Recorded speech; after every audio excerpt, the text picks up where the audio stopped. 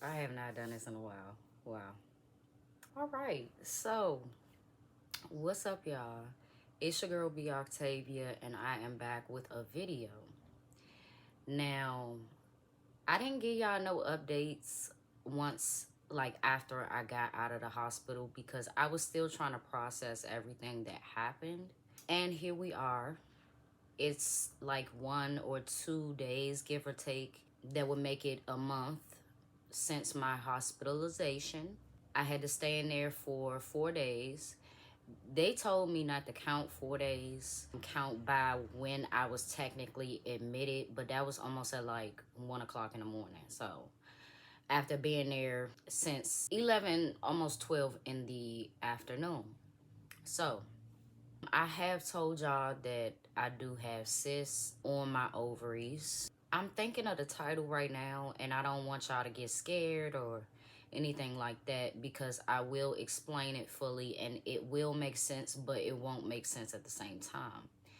I have never heard of anybody overdosing on Tylenol, but that is exactly what happened to me. This all started when I had my first weekend to myself since like before summer.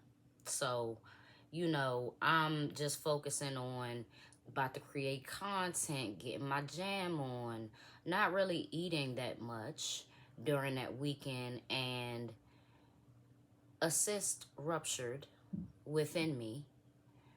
I had no idea. I was in excruciating pain.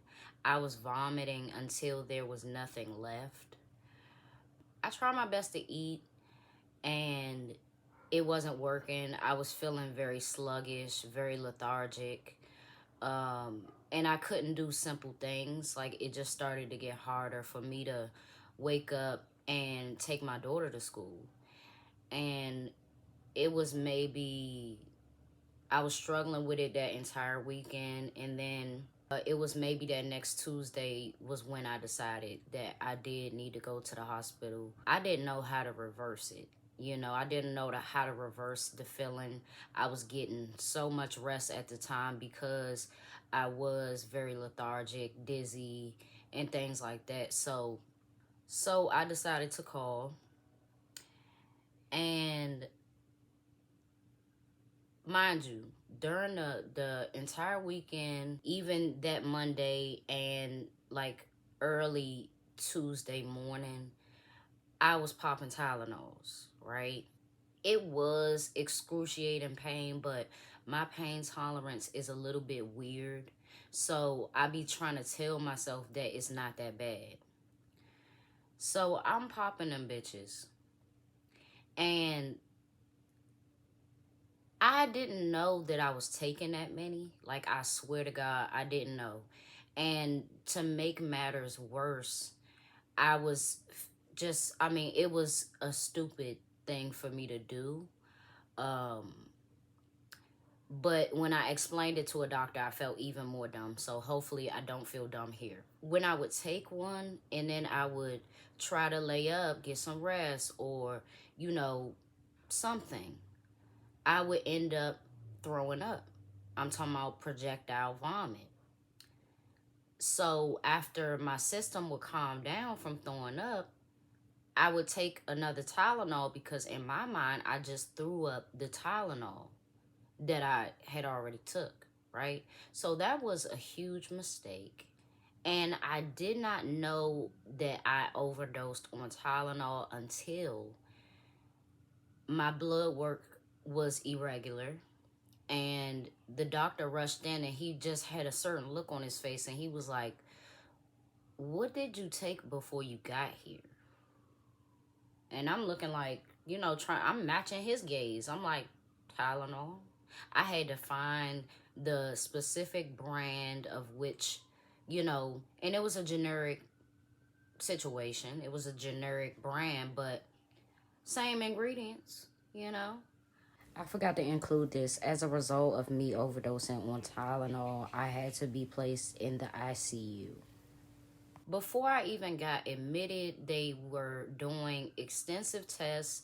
I had to go into the machine. They had to scan my stomach and tell me basically that a cyst ruptured, and they were trying to scope the severity of that. Now, from a rupturing cyst, I got an infection that I did not know about, which was where all the pain was coming from, and the discomfort, in that immediate area. Like it literally was like, your uterus, and then that goes down to the vajayjay. You know what I mean? And it's just, yo, I didn't even know any of this was happening, or that it was that serious, but it was. Now, I'm going to bring back me not eating. I have always had a weird relationship with food, but as I got older, and especially after I had Bella, I don't know what that is. Like I literally starved myself, unfortunately. It has gotten a lot better, especially this month. I'm being more conscious of, like, yes, you're starting to feel a little groggy. You need to eat. Even if within me I'm trying to second guess, like, nah, I can push it for another hour. No, you can't. Or you going back to the damn hospital, that my mindset wasn't like that before. It was just to keep pushing and keep pushing. Maybe you'll have one meal a day. um the doctor did ask me a good question and was like, are you trying to punish yourself for something?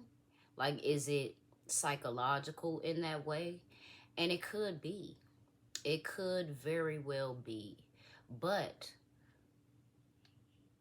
from me not eating and basically starving myself, I developed starvation ketosis. Never heard that before in my life. Yeah.